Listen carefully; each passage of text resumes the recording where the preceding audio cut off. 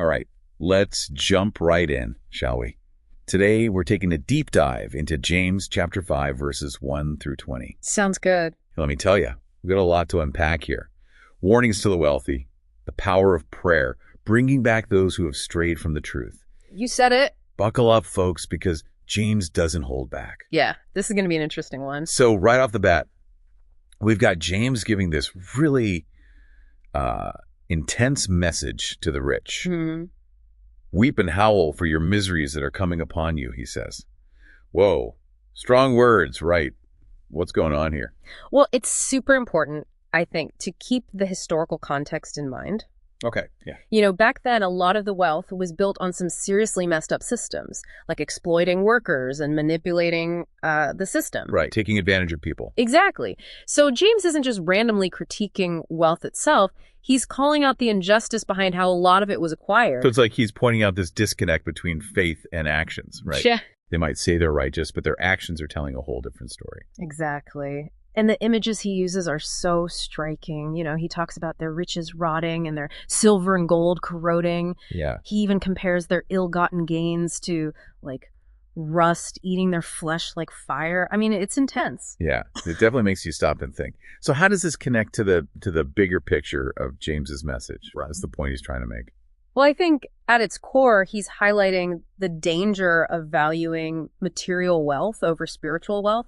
He's saying, look, true wealth isn't about what you have in your bank account or what kind of stuff you own. It's about how you live your life, you know? Right. In relation to God and to other people. Yeah. Makes you think about your priorities, that's for sure. It does. And then from that fiery condemnation, we move to this, this section on patience and suffering. Mm-hmm. A bit of a shift in tone, wouldn't you say? It is, but it's a super important part of, I think, of the Christian journey. James is reminding us that hardships are inevitable, you know, even for people of faith, even for the most devout. Yeah. And he uses this really cool analogy of a farmer patiently waiting for the harvest. Oh, I like that one. Yeah. You know, you put in the work, you trust the process, you got to be patient, and you know that eventually the reward, the harvest will come. It's such a good, tangible way to understand perseverance, you know? Right. And it's not just this abstract idea. You can really picture it. Right. And to drive the point home even further, he brings up the prophets and, you know, Job. Of course, yeah. Oh. Talk about suffering. Right. These are real life examples, people that, you know, people can relate to who endured incredible suffering, but they stayed strong in their faith. Yeah, if they can do it, we can too, right? Exactly. And there's this message of hope woven throughout this whole section. Like, yes, suffering is hard. It's tough. Yeah. But, you know, God's mercy and compassion are always there. They're constant. It's that reminder that our current struggles, no matter how big they feel, are temporary. And ultimately, we got to keep our eyes on the eternal prize. Yeah, the bigger picture. But it's not just about passively waiting around, is it? Oh, definitely not. James also emphasizes the importance of our actions and our words. You know, what we do, what we say, it all matters. Absolutely. He's a big proponent of honesty and integrity. You know, just being straight up, let your yes be yes and your no be no. So simple, but so important. Right. No need for all these fancy oaths or promises, you know? Just be real, be honest. Exactly. Just straightforward honesty in all your dealings. And that, I think, leads us into another powerful theme here. Prayer. Mm-hmm. James really, amps up the energy here. Yeah, he does. He talks about prayer in times of suffering, singing psalms when you're joyful, and even the power of prayer to heal the sick. I mean, that's powerful stuff. And what I find interesting is he brings in this communal aspect of faith. You know, he talks about calling upon the elders of the church to pray over the sick and then anointing them with oil. It's like this beautiful reminder that we're not meant to go through challenges alone. You know, we have this community, this support system to lift us up and help us through the tough times. Right. Like we're in this together. Exactly. We're not alone. And then there's that line, you know, the one that kind of just jumps off the page. The effectual, fervent prayer of a righteous person availeth much. Oh, man, that's a mouthful. Right. And it sounds so powerful, but also kind of mysterious. What does it even mean? It's a phrase that's resonated with believers for centuries, really. It points to this incredible potential power of sincere, heartfelt prayer. But it also raises some questions, like what does it even mean to be righteous? And what does effectual prayer look like in practice? Right. Like, how do we actually do that? How do we tap into that power? Big questions. Big questions indeed. And we'll get into those right after this quick break. Stay tuned. Those are good questions. Yeah, definitely worth exploring. But, before we dive too deep into that, James throws in this pretty dramatic example of like prayer in action. Oh, okay. Yeah. He brings up the story of Elijah, Okay. who prayed for a drought. And then later, he prayed for rain, like literally influenced the weather through prayer. Yeah. No kidding. That's not exactly your average prayer request. Yeah, not at all. But it really highlights that potential power, right? Yeah. Especially when it's aligned with God's will. Right. So it's not just about like, getting what we want. Exactly. And it reinforces this idea that our actions, our prayers included, have real consequences. In the world around us. Exactly. Okay, so moving on to the last part of the chapter, we have this call to action. Mm-hmm. James is urging us to reach out to those who have strayed from the truth. Yeah. And help guide them back. It's not enough to just, focus on our own spiritual growth. We have this responsibility to care for others, in our community, especially those who are struggling.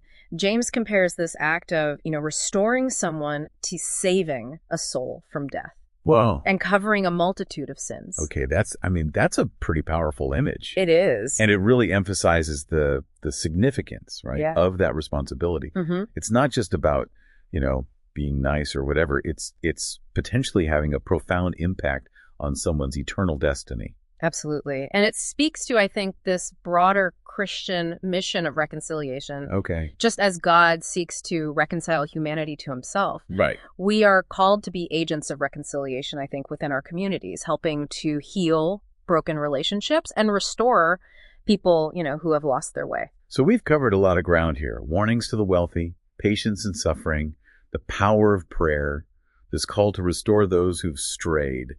It's a lot to digest, man. It is. But I think what ties it all together, these themes, is this idea of living out our faith authentically. Like, it's not enough to just talk the talk, right? Right.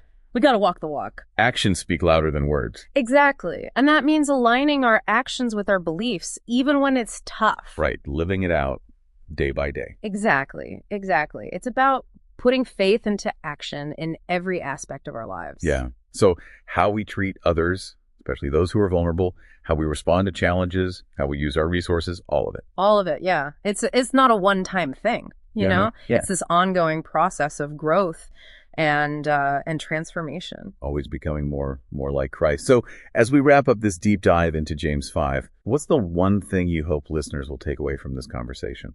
Oh, man, just one. If I had to pick just one, I would say it would be the importance of examining our own hearts and motivations. Okay, yeah. Are we living in a way that reflects the values of the gospel? Right. Are we seeking true riches, spiritual and material, in a way that honors God and blesses others? Those are the questions I'd want them to consider. Yeah, those are great questions. And I think they lead perfectly into what James leaves us with, right? This powerful image of the effectual, fervent prayer of a righteous person. Yeah. It challenges us to think about what it really means to be righteous and how we can cultivate a deeper connection with God through prayer so that our prayers can truly make a difference. You said it. It's not about empty rituals, right? or going through the motions. Yeah. It's about approaching prayer with sincerity, humility, and a real desire to align our will with God's. And that's something we can all strive for. Absolutely. No matter where we are on our spiritual journey. It's pretty amazing to me, at least, just how relevant these words written so long ago can still feel to our lives today. We're talking about a letter from centuries ago, but those themes, wealth, suffering, prayer, those are things we're all still grappling with. You know what I mean? Yeah, absolutely. I think that's the power of Scripture, isn't it? Yeah. It's those timeless truths that just, they just speak to the human condition, no matter what era you're in. For sure. Like, take that warning to the rich, for instance. It might seem like it only applies to, a select few, but I think it really challenges all of us to look at our own, our own relationship with stuff, with material possessions. Yeah, absolutely. Are we using, what we have responsibly? Are we seeking wealth at the expense of others. Exactly. It's a call to consider, I think, the source of our wealth, Right. and the impact it has on the people around us. Yeah. Are we perpetuating systems of injustice? Right. Or are we using our resources to promote fairness and equity? It's a big question. It's a tough one.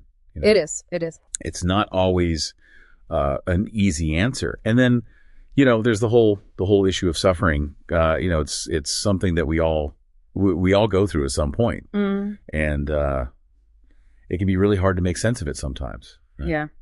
James doesn't shy away from that reality. He acknowledges the pain and the challenges of life, but he also encourages us to try to see suffering through the lens of faith. Yeah. He reminds us that hardship can actually be an opportunity for growth. Right. It's a chance to deepen our trust in God and develop resilience. And he uses those examples, those powerful examples of the prophets and Job. Exactly. Yeah. To illustrate that, right? These people who faced, incredible adversity, but they remained steadfast in their faith. Exactly. Yeah, their stories, I think they remind us that suffering is not a sign of God's absence, right, or displeasure, but it's just a part of the human experience. And oftentimes it's through those trials that we really discover our true strength and our dependence on God. And that leads us, I think, beautifully into the idea of prayer. Mm-hmm. Is it just wishful thinking, or can it really make a difference when we're going through those tough times? Well, James definitely believed in the power of prayer, but I think for him it wasn't just about rattling off a list of requests. Right.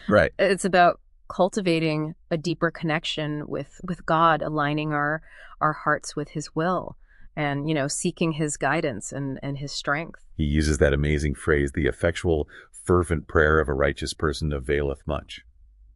Man, what a powerful phrase. It is. But what does it actually look like, in real life?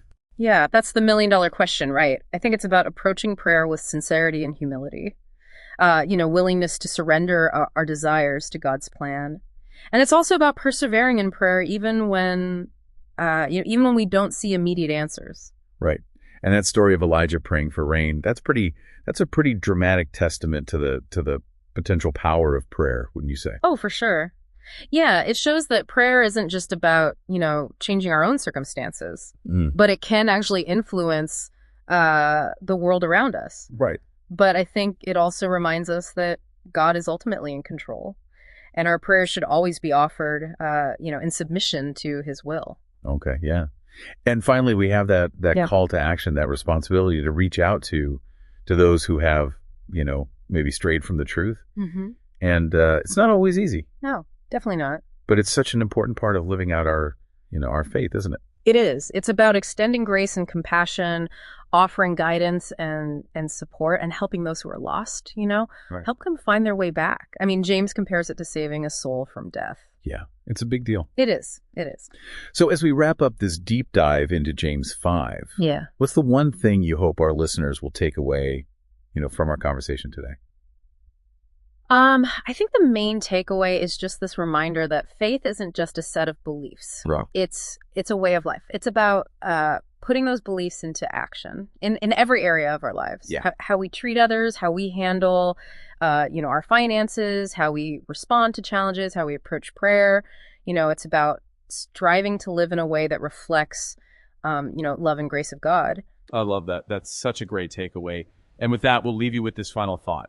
If the prayer of a righteous person is so powerful, how can you deepen your connection with God through prayer and live out your faith in a way that, makes a real difference in the world?